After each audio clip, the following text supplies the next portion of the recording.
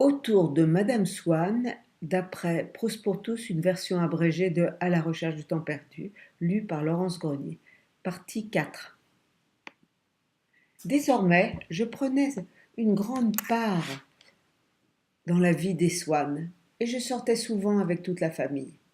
Quand je déjeunais chez eux et attendais dans un petit salon, Monsieur Swann venait m'y retrouver, en attendant sa femme qui était toujours en retard. Il me montrait ses dernières acquisitions. J'étais tellement émue que n'importe quel objet m'eût ravie.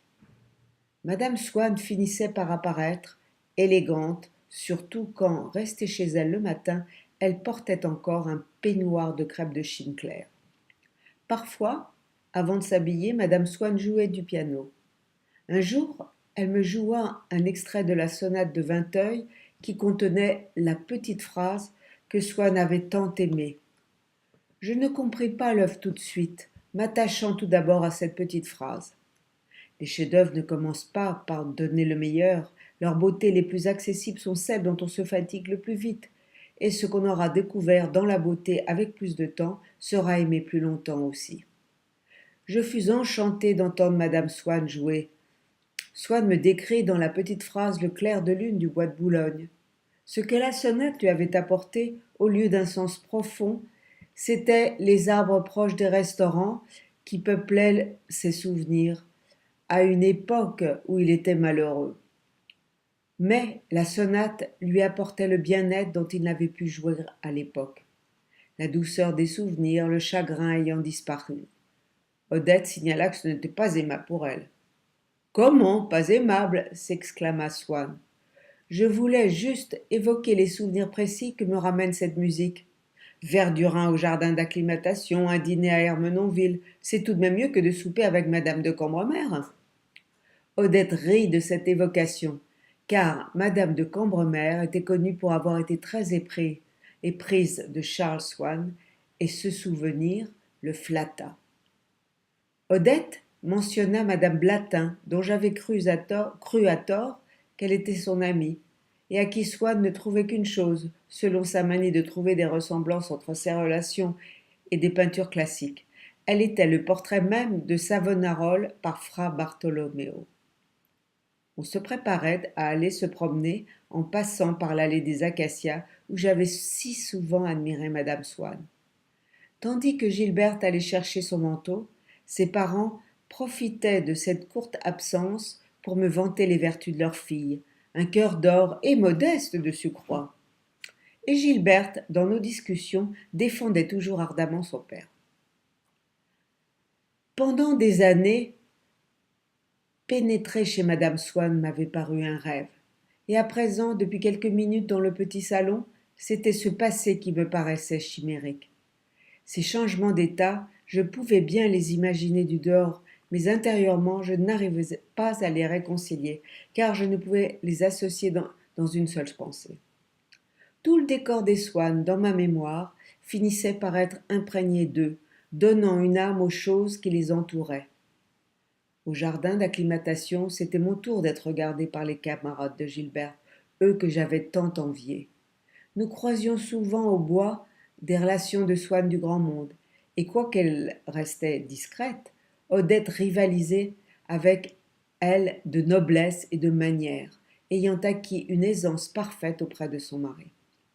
C'est ainsi qu'on me présenta à la princesse Mathilde, nièce de Napoléon Ier, qui partagea quelques anecdotes de son passé, et je lui fis demander par Swann si elle avait connu Musset, qu'elle se rappelait complètement soûl.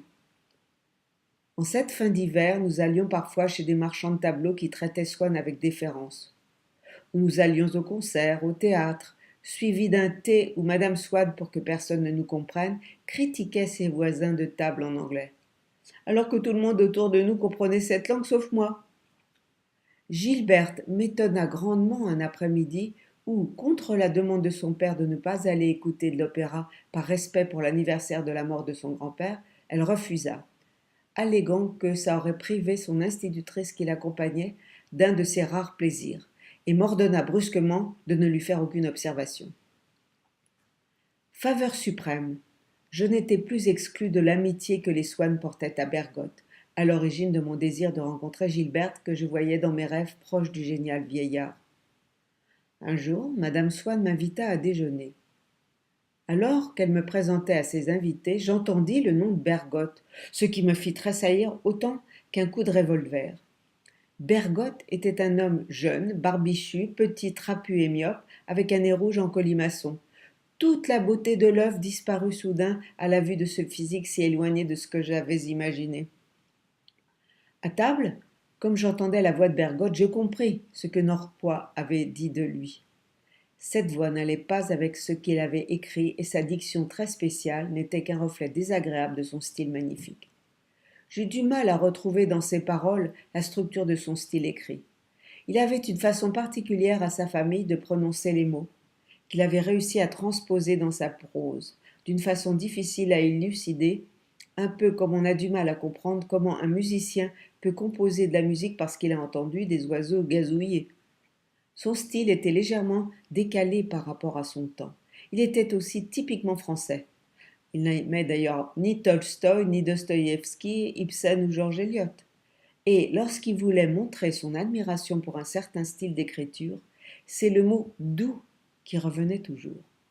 La preuve à ses yeux qu'il avait bâti une œuvre utile, vraie, c'était la joie qu'elle lui avait donnée, avant d'en donner à ses lecteurs. Un goût exigeant, une volonté de n'écrire que ce qui lui paraissait doux, étaient les secrets de sa force. Il avait ainsi posé les bornes de son talent. Mais tout ce que je découvris par la suite de correspondance entre l'écrivain et l'homme, je ne le vis pas ce premier jour chez madame Swann. Bergotte lui-même ne devait pas croire qu'il était un grand écrivain, car il faisait sa cour à bien des médiocres.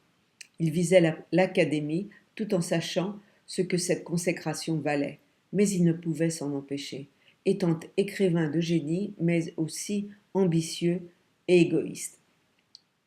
Norpois avait fait allusion à d'autres vices de Bergotte, amour à demi incestueux, indélicatesse en matière d'argent, faiblesse à l'antipode de la recherche du bien qui imprégnait toutes les actions des héros de ses romans. Pourtant, il semblait impossible que tant de sensibilité chez l'écrivain ne soit qu'un mensonge. Chez l'artiste, le problème du vice et de la morale trouve une solution non pas dans la vie de tous les jours, mais dans sa vraie vie, qu'est son œuvre littéraire. J'appris plus tard des anecdotes sur les mauvais, il traitait mal sa femme, et les bons, il avait veillé inconnu qui avait tenté de se jeter à l'eau et lui avait donné beaucoup d'argent, côté de Bergotte, avec pour conséquence que certains lui en voulaient à mort et que d'autres lui vouaient une reconnaissance éternelle. Au fond, Bergotte ne se passionnait vraiment que pour certaines images qu'il aimait à peindre avec des mots. Lors de cette première rencontre, je lui racontai ma sortie au théâtre, où la Berma jouait Phèdre, et il me confia que l'art de la grande actrice évoquait certains chefs-d'œuvre de la Grèce antique. Ça me rappelait que j'avais lu dans l'un de ses ouvrages un passage célèbre invoquant des statues archaïques. Je lui décrivis mes impressions, et quoiqu'il fût d'un avis différent, il m'écouta. Bergotte, contrairement à M. de Norpois, me laissait exprimer mes opinions, comme si nous parlions entre amis. Je lui avouai que mon opinion avait été méprisée par Norpois, ce qui ne l'étonna guère venant de ce vieux serin qui donne des coups de bec dans une seiche. Swann fut stupéfait d'apprendre que je connaissais Norpois, que Bergotte et Odette déclarèrent ennuyeux et fat, tandis qu'il le défendit, le trouvant assez curieux, surtout en sa qualité d'amant, qui faisait autrefois le voyage de Rome où il était secrétaire d'ambassade 2 fois par semaine pour retrouver sa maîtresse, fort jolie et intelligente, pour passer seulement 2 heures avec elle. Madame Swann ajouta que Norpois était mauvaise langue. Gilberte restait à nous écouter, et je notais alors dans sa physionomie combien elle ressemblait au fruit d'une greffe entre 2 variétés botaniques, Swann et Odette. Mais la ressemblance avec ses 2 parents fluctuait d'un moment à l'autre, et parfois je voyais Swann dans son visage, suivi très vite par Odette. Une vraie Mélusine. Ces différences se retrouvaient dans son caractère, faisant d'elle une Gilberte au cœur et aux vues larges, comme son père, ou une Gilberte moins bonne, comme sa mère. Elle se pencha tendrement vers son père, qui en fut tout ému. Le débat sur le jeu de la Berma se poursuivit et Swann dit que ma présence à ce déjeuner élevait le niveau de la conversation ravissante d'Odette, qui aspirait à des échanges intellectuels.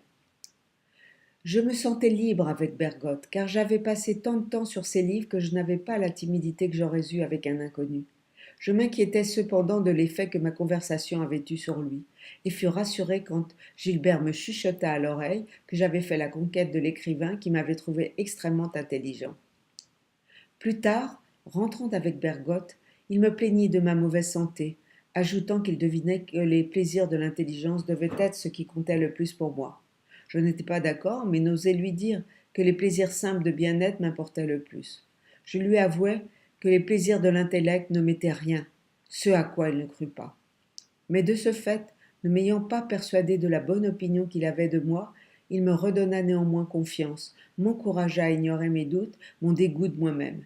Et ces encouragements, ajoutés au piètre avis qu'il avait donné sur Norpois, retirèrent du poids au jugement du diplomate si sévère à mon égard. Bergotte, s'enquérant de qui me soignait, me conseillait de ne plus me faire suivre par Cottard, un imbécile, peut-être bon médecin, mais incapable de soigner des gens intelligents, dont les maux viennent pour la plupart de leur intelligence. Il me conseilla le docteur Duboulbon. Il ajouta que c'était Swann qui avait besoin d'un bon médecin. Quand on épouse une fille, qu'on voit tous les jours des femmes qui refusent de recevoir la vôtre et des hommes qui ont couché avec elle, j'étais confondu de tant de méchanceté vis-à-vis de gens qui le recevaient depuis si longtemps et avec lesquels il parlait d'un ton si doux. Cette rencontre avec Bergotte était le début de mon cheminement dans le monde.